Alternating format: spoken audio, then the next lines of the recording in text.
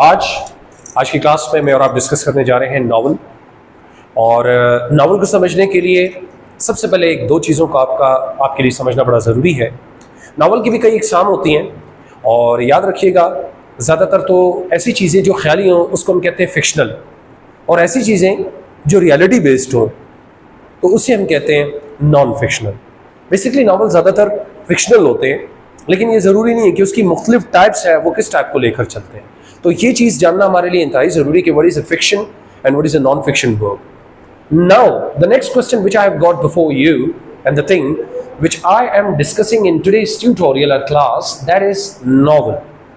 But one thing you must keep in your mind before you start something about discussing novel, it is very necessary for you people to get information about the important elements of novel. कि novel के important elements आपको पता होने चाहिए, उसकी origin का आपको पता होना चाहिए, उसमें क्या क्या चीज़ें ऐसी हैं जो आप दिमाग में रखें तो क्वेश्चन को अटेम्प्ट करना बड़ा जरूरी है। मैं इस बात को इसलिए कर रहा हूं, most of the time when in examination you come across some question, the questions are asked about the important elements of a novel, बजाय इसके कि वो आपकी स्टोरी के अंदर चले जाएं, वो आउटर स्टोरी में रहते हैं। कहने का मतलब एक एलिमेंट का पूछ लेंगे, आपसे क्लाइमेक्स का पूछ लेंगे, आपसे एंटी क्लाइमेक्स का पूछ लेंगे, यानी वो एलिमेंट्स जो एक नॉवल को बना रहे होते हैं, इन चीजों के बारे में वो आपसे बात करेंगे। तो आइए पहले मैं आपको डिस्कस करके बताता हूं कि नॉवल क्या है। First of all, what is a novel?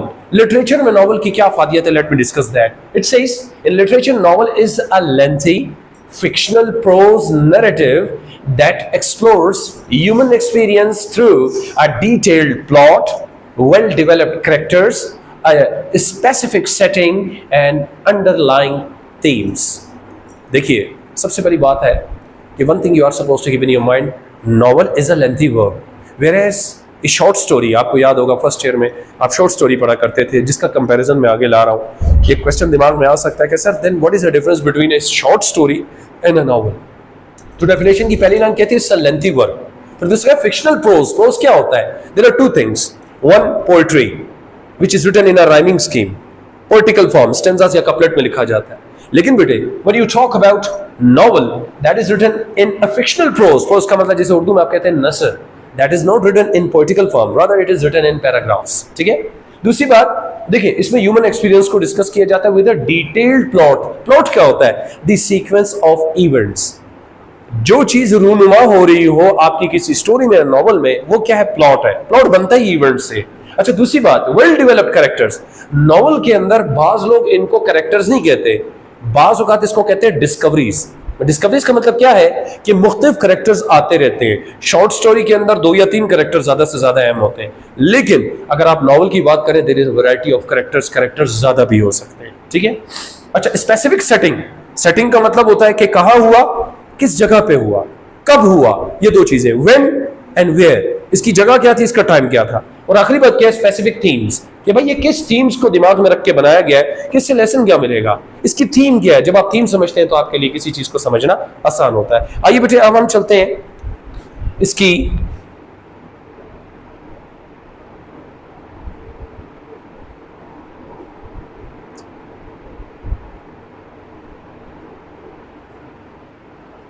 Comparison. On one hand we have got a short story, on the other hand we have got a novel. Basically novel का मतलब होता है, इसको एक लैटिन वर्ड नोवेला से लिया गया है, इसका मतलब था समथिंग न्यू।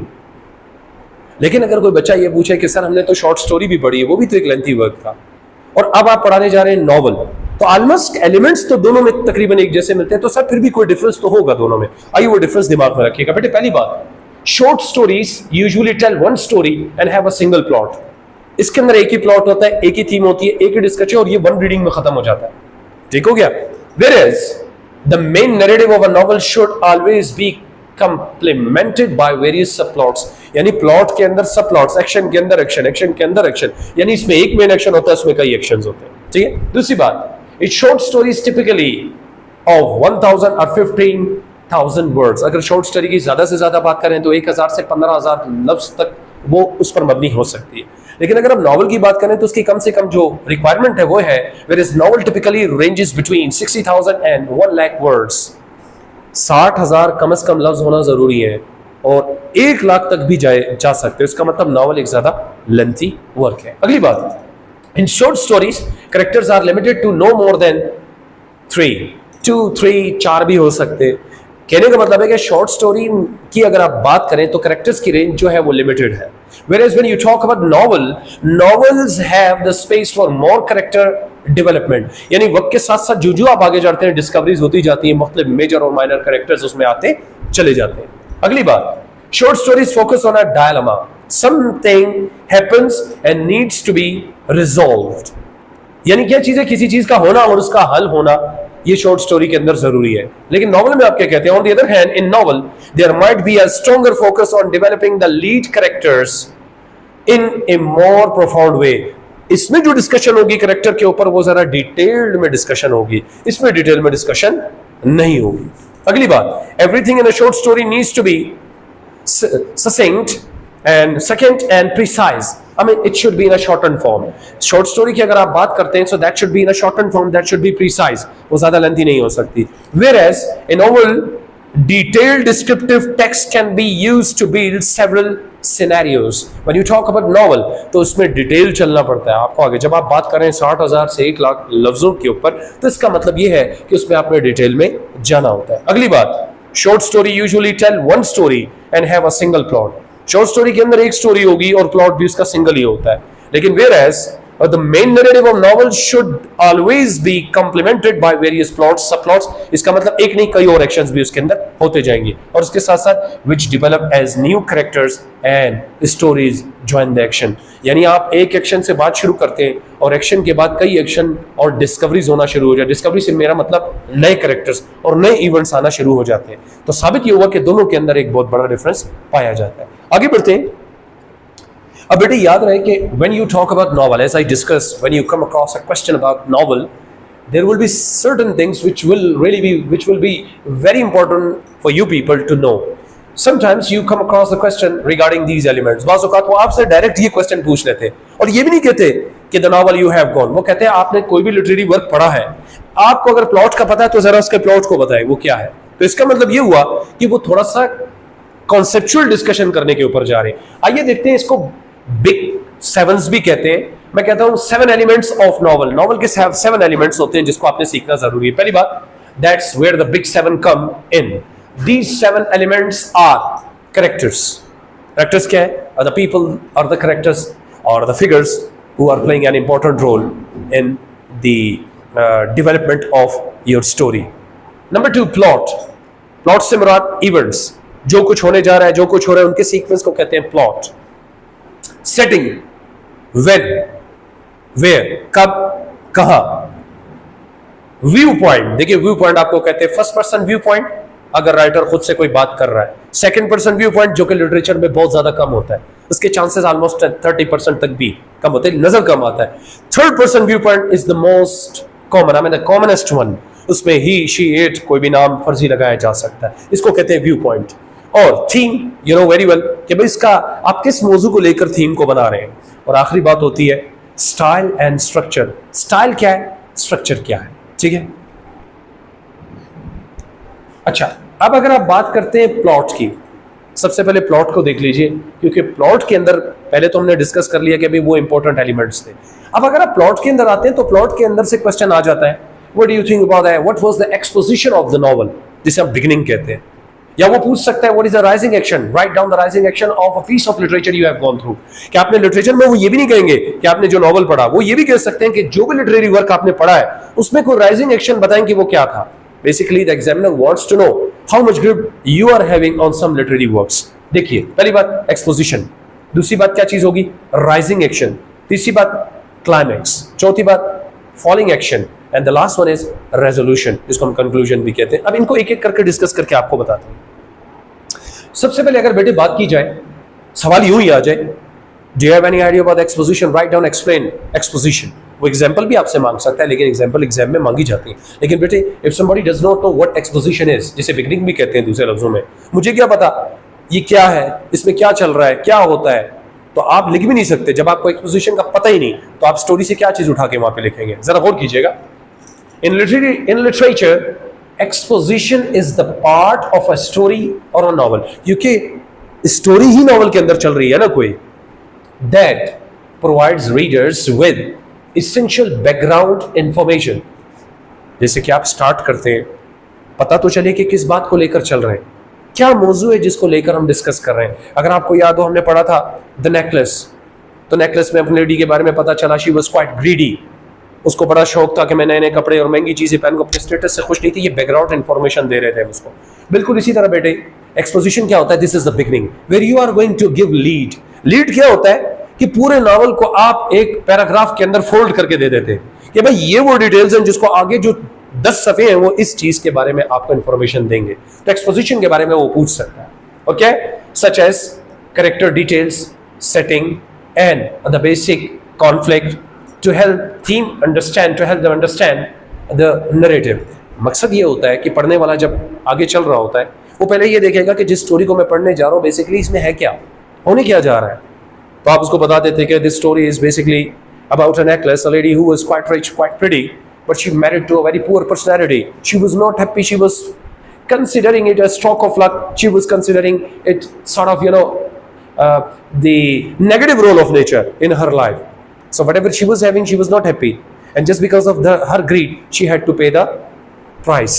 तो बेसिकली क्या करते हैं कि आप जितना भी स्ट्रक्चर आपके वर्क का होता है वो आप चंद लाइनों में डिफाइन कर देते हैं, कौन है, कितने हैं, क्या मौजू चल रहा है, इसका नतीजा क्या निकलेगा, आगे उसको एलाबोरेट करते हैं। तो पहली चीज क्या निकली, एक्सपोजिशन, आसान लफ्जों में कहें तो बिगनिंग। अच्छा, राइजिंग एक्शन, उसके बाद वो आपसे पूछ सकता है try to define the rising action. मैं उस क्वेश्चन को दोबारा रिपीट कर देता हूं, examiner may come across a question that do you have some knowledge about the rising action, define the rising action of any piece of literature you have gone through. आपने कोई भी literature, आप first year से भी उठा सकते हैं, आपने कोई भी नॉवल पढ़ा हो आप उसको बता सकते हैं। मुमकिन तौर पर अगर कुछ नहीं तो जो पढ़ा है उसका तो बताना पड़ेगा आपको। देखते हैं ये क्या है। In literature rising action is the part of the story where events build suspense and tension.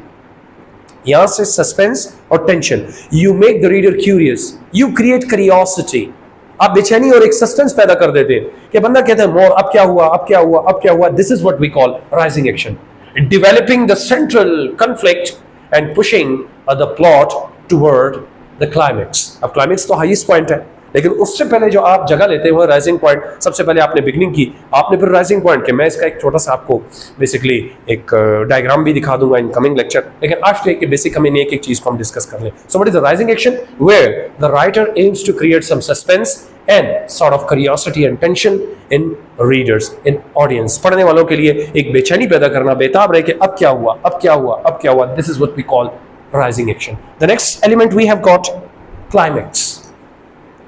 In literature, a climax is the most tense point of the story.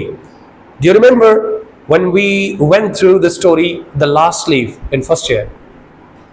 What happened? आप बता सकते हैं कि उसका क्लाइमेक्स क्या था? जॉन्जी वो lady थी, she was sort of mentally disturbed and she just was sure about one thing, at the moment the last leaf falls she will die too। लेकिन राइजिंग पॉइंट हम कहते हैं क्लाइमेक्स वहां पे हुआ कि instead of Johnsy when the leaf did not fall, instead of that the writer, Berman, who was the artist, he just painted a beautiful leaf which did not fall, and just because of that Johnsy got saved, but he himself that was the climax। Rising आप कहें कि peak पे पहुंच गया, इसको peak point कहते हैं। तो यहां पे क्या करते हैं बेटे, the highest point of the tension और excitement where the central conflict is confronted and reaches its peak. और जो भी कॉन्फ्लिक्ट, जो डिस्कशन हो रही होती है या एक जो मसला, कॉन्फ्लिक्ट को हम कहें कि एक टकराव, एक तजाद, एक मुश्किल, एक मसला पैदा हो रहा है, वो अपने पीक पॉइंट पे पहुंचता है। जैसे कि मैंने आपको एक मिसाल एक लास्ट लीफ की दी, ठीक है। अच्छा, आप द नेकलेस की अगर बात करते हैं, what do you think, what was the climax of that story? क्या था? When she lost the necklace, thinking that it was quite expensive, but long after some time she bought the new one, but was the conclusion she came to know that it was just an imitation, and just because of that 10 to 15 years she destroyed, और जो कुछ उसको अल्लाह ने दिया था वो सब कुछ तबाह बर्बाद और उससे छिन गया, और आखिर में साबित क्या हुआ कि जो चीज़ गुमी थी वो ओरिजिनल नहीं थी, that was sort of imitation. ठीक है, आगे बढ़ते हैं। Falling action, what is that? ये आपके नॉवल में होने वाला है। अगर आपसे पूछ लीजिए कि what was the following action, और आपके नॉवल, आपके जो कोर्स में वो है पर्ल। क्या है? पर्ल। उसे हम पढ़ेंगे। क्या है वो तो मैं डिस्कस नहीं कर रहा, लेकिन उसके पहले एलिमेंट्स को हम डिस्कस कर रहे हैं। अच्छा जी, in literature rising action refers to a series of events and developing conflicts that build suspense and tension leading up to the story's climax. Rising action, जैसे कि अभी थोड़ी देर पहले हमने पढ़ा, ये क्या है कि ये क्लाइमेक्स की तरफ मूव करवाएंगे। कई कॉन्फ्लिक्ट्स आपस में जो है बढ़ते चले जाएंगे, एक्सपोज होंगे, और क्या होगा? सस्पेंस और थ्रिल क्रिएट होता जाएगा। और क्या होगा? साइड बाय साइड जो बैकग्राउंड बनेगा, जो ग्राउंड बनेगा, वो बनेगा क्लाइमेक्स के लिए। ठीक है, यहां पर क्या है कि क्लाइमेक्स तक तो आप बेसिकली चले गए। हम फॉलोइंग एक्शन पढ़ रहे थे, इधर हमने राइजिंग एक्शन लिखा है। दैट इज अ मिस्टेक, इसको निकालना पड़ेगा। It's a mistake. Following action क्या है भाई? That is totally opposite of resolution. नहीं, totally opposite of your rising action. ये फॉलोइंग एक्शन ये है जहां पर एक चीज क्लाइमेक्स पे गई और फिर क्लाइमेक्स से एंटी क्लाइमेक्स की तरफ आ गई। चीजें कुछ ना कुछ सोल्यूशन की तरफ जाना शुरू हुई, जब कोई ना कोई हल नजर आ गया, कोई ना कोई मसला हल हो गया, कोई ना कोई सिचुएशन काम डाउन हो गई, और जब आखिर में बात करते हैं हम, that is what? That is resolution.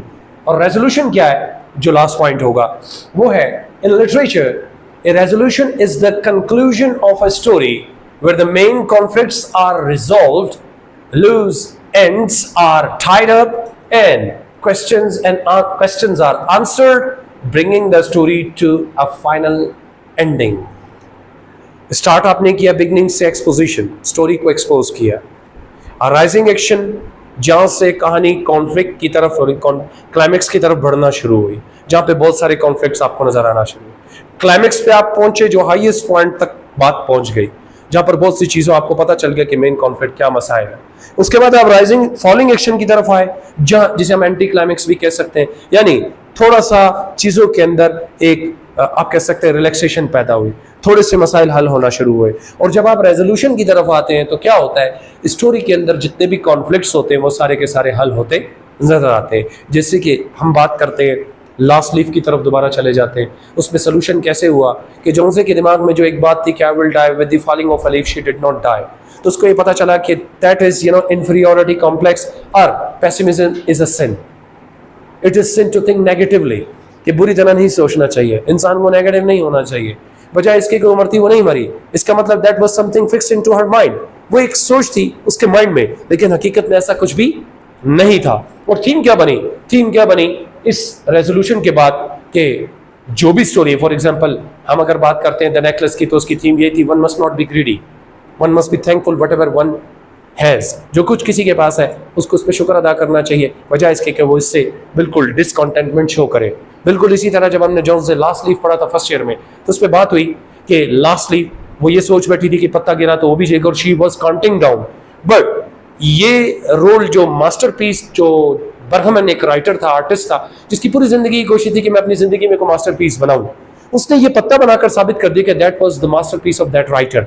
हुआ क्या क्लाइमेक्स पे कि बंदा जिसने पत्ता बनाया था वो सर्दी में काम करते करते खुद तो नमूनिया का शिकार हो गया और वो इंतकाल कर गया, वफात पा गया, लेकिन जिसके लिए पत्ता बनाया था उसकी लाइफ बच गई। दैट इज अ रेजोल्यूशन कि साबित ये हुआ कि जो चीजें वो सोच रही थी that was entirely wrong and she got save. और थीम क्या बनी कि one must not be thinking negatively, rather one must think positively, because disease itself cannot do anything to you, but the preoccupied thoughts of some disease or any sort of situation may bring you towards your decline। कि आप अगर कोई चीज negative सोच रहे हैं वो बजाते खुद तो कुछ नहीं करेगी, लेकिन उस सोच को हावी करना आपके नुकसान का मुआजब बन सकती है। तो ये कुछ एलिमेंट्स थे बच्चों जो मैंने आपके आगे लाना मुनासिब समझे, और इंशाल्लाह in the next class, I mean tomorrow, I will be talking about the important elements of the novel included in your course, and that is what Pearl। तो कल हम इसको डिस्कस करेंगे। Thank you.